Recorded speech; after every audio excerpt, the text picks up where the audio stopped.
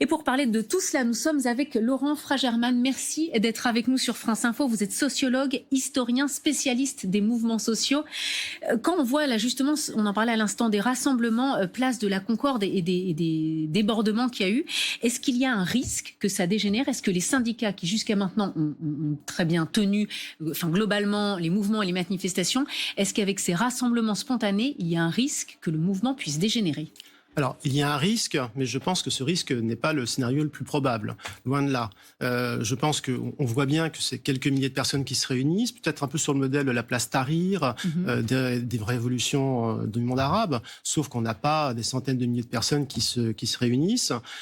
Par ailleurs, il faut bien voir que le cœur du mouvement, et d'ailleurs, je trouvais que les manifestants qu'on voyait dans vos reportages l'illustraient bien, le cœur du mouvement sont plutôt les professions à statut, c'est-à-dire les cheminots, les agents d'EDF, les enseignants, etc. Donc des personnes qui ont un statut, qui ont une profession et qui n'ont pas spécialement envie, enfin, qui veulent se battre, mais pas pour autant entrer dans un cycle de violence.